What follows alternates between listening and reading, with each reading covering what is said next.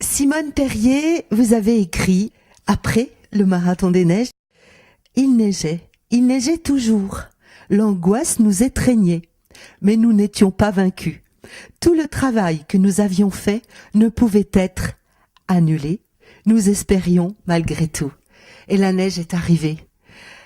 2015, le week-end du 1er février, le marathon des neiges numéro 42 du nom se lance. Alors, le premier marathon des neiges a commencé en 1974. Qu'est-ce qui a stimulé, motivé la personne qui l'a organisé, en l'occurrence Gérard Perrier, votre mari? Mais en 1973, il avait fait sa première vasalopette.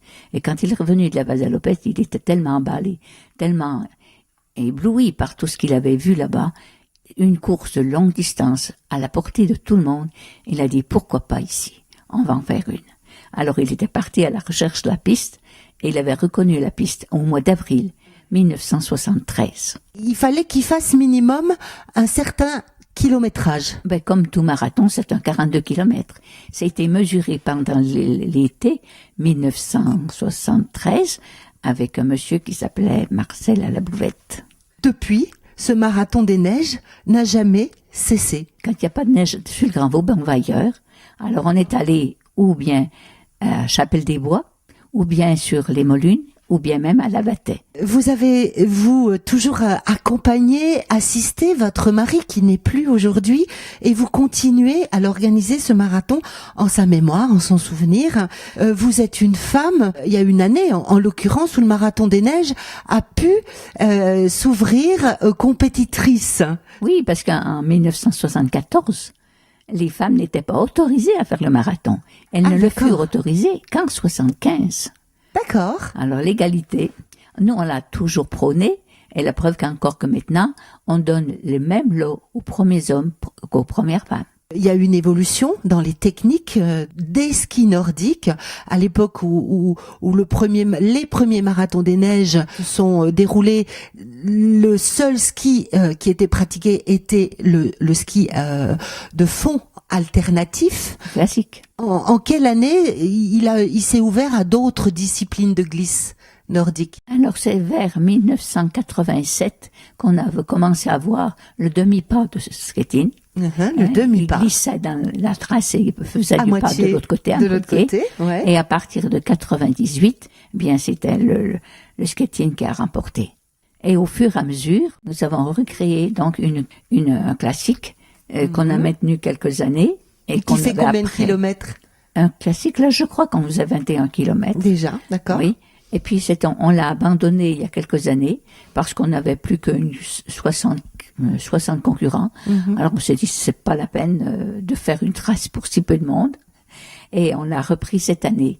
En 2015. En 2015. Donc il y a la version classique qui fait 21 kilomètres et les deux autres.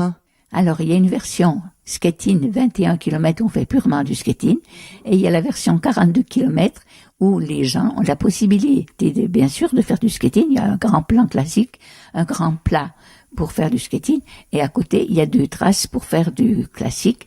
Donc en tout, combien de sportifs sont venus cette année, en 2015, à ce marathon des neiges?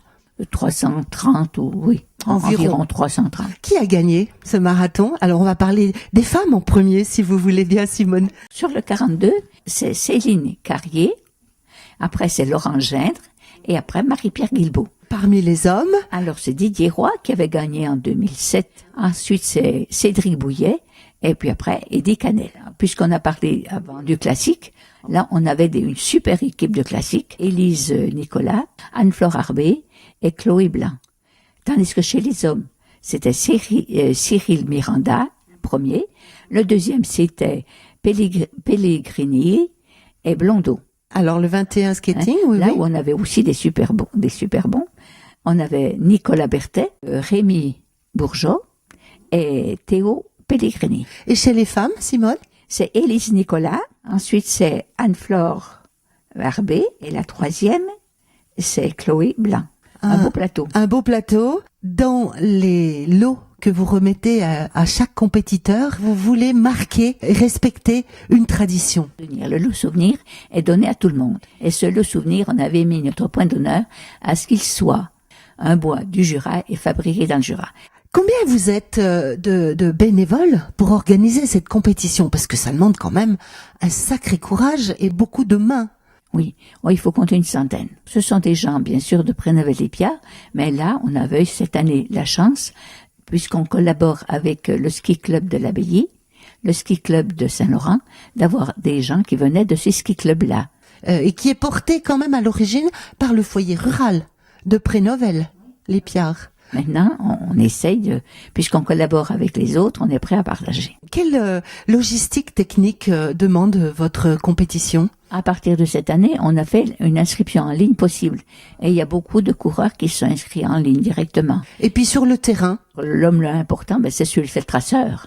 C'est Maurice Janier-Dubry. C'est lui qui avait la lourde responsabilité de tracer. Et là, le jour du marathon, et il est parti à 4 heures du matin, il est reparti à 7 heures, et il est reparti encore après. Donc, ils ont fait 3 fois, avec 3 dameuses, 3 fois le tour de la piste. Vous avez une marraine pour cette compétition? Oui, c'est Marie-Pierre Guilbeault, qui avait gagné déjà en 1994, et qui a gagné l'année passée, et qui cette année encore, malgré sa canne cassée, se hisse au 3e rang. Vous, Simone Perrier, vous êtes convaincue de l'importance de l'existence de ce marathon des neiges?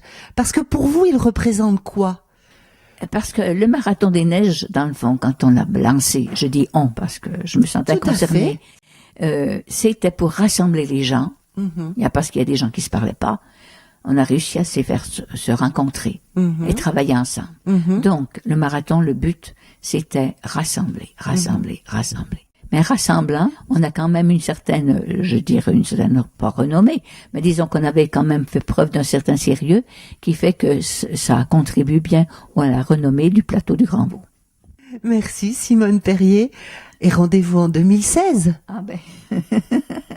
Merci beaucoup.